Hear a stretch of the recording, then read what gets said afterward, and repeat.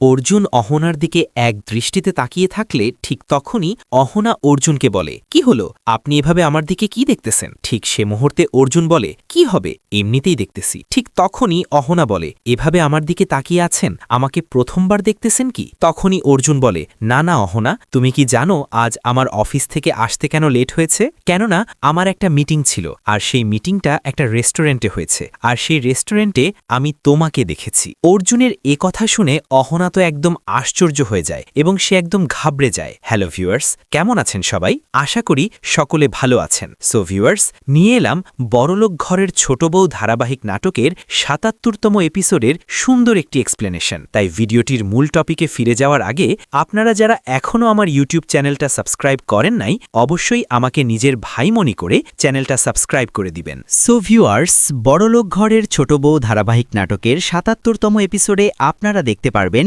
অর্জুন অনেকে বলে, আপনি তো এই শহরেরই মেয়ে, আপনি তো নিশ্চয়ই এই শহরের সব রেস্টুরেন্টে গিয়েছিলেন তাই না? তখনই অহনা বলে, না, আমি আমার বান্ধবীদের সাথেও কখনো রেস্টুরেন্টে যাইনি, আমি তো শুধু আপনার সাথে একবার রেস্টুরেন্টে গিয়েছিলাম, আর আপনার মনে আছে রেস্টুরেন্টে গিয়ে আমরা কিছু খেতে পারিনি। ঠিক সেই মুহূর্তে অর্জুন বলে, হ্যাঁ হ্যাঁ, আমার মনে আছে, আর তুমি তো জানো আজ আমি কোন রেস্টুরেন্টে গিয়েছিলাম? তখনই অহনা বলে, আমি কিভাবে জানবো আপনি কোন রেস্টুরেন্টে গিয়েছিলেন? তখনই অর্জুন বলে, ওই রেস্টুরেন্টের নাম হচ্ছে জিয়ার রেস্টুরেন্ট। জিয়ার রেস্টুরেন্টের কথা শুনে অহনা বলে, আচ্ছা আচ্ছা, তাহলে আপনি জিয়ার রেস্টুরেন্টে গিয়েছিলেন, ওখানে তো আমি কখনো যাইনি। সেই মুহূর্তে অর্জুন বলে, আমিও এটাই ভাবতেছিলাম, আমি এত বড় রেস্টুরেন্টে গিয়েছিলাম আর তুমি আমার সাথে ছিলে না, আমার তো অনেক খারাপ লাগতেছিল। কিন্তু আমি যেই টেবিলে বসেছিলাম ঠিক তার সামনের টেবিলে একটা মেয়ে বসেছিল তার পরিবারের সবাইকে নিয়ে, আর সেই মেয়েটা হুবহু তোমার মতো ছিল, আমি তো আমার নজর তার দিক থেকে সরাতেই পারছিলাম না। তো অর্জুনের একথা শুনে অহনা একটু আশ্চর্য হয়ে যায় এবং বলে,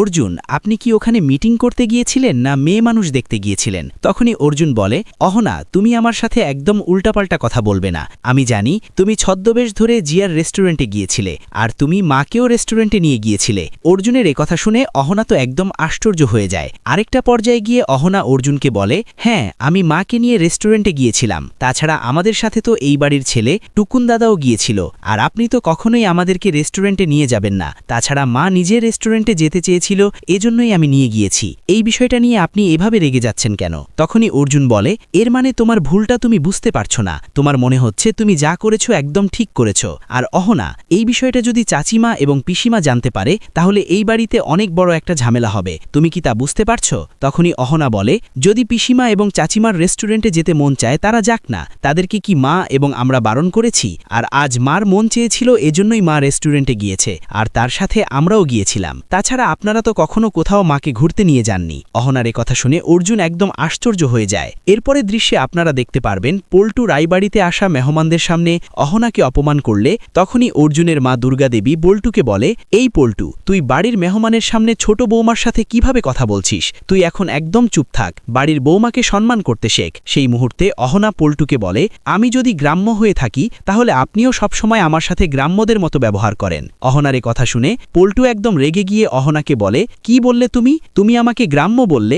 এত বড় সাহস তোমার? তখনই অহনা বলে, সাহস তো আপনি দেখাচ্ছেন পল্টু দাদা, আপনার যদি একটু আত্মসম্মান থাকতো তাহলে আপনি বাড়ির মেহমানের সামনে আমার সাথে এভাবে কথা বলতেন না, বাড়ির বৌমাকে এভাবে অপমান করতেন না। সেই মুহূর্তে অর্জুনের মা দুর্গাদেবী বলে, তোমরা দুজনে চুপ হয়ে যাও। এরপর আপনারা দেখতে পারবেন অহনা অর্জুনের মা দুর্গাদেবীকে বলে, মা, আমিও এই প্রতিযোগিতায় অংশগ্রহণ করব, আমিও অনেক সুস্বাদু মজার মজার খাবার বানাবো। তখনই অর্জুনের মা দুর্গাদেবী অহনাকে বলে, তো আবারও শুরু করে দিলে? তোমার সাথে রেস্টুরেন্টে গিয়েছিলাম, এজন্য আমার ছোট ছেলে অর্জুন এখনও আমাকে অনেক কথা শোনাচ্ছে, আমাকে অনেক প্রশ্ন করতেছে। আর ছোট বৌমা, তুমি কি চাও না একটু শান্তিতে থাকতে?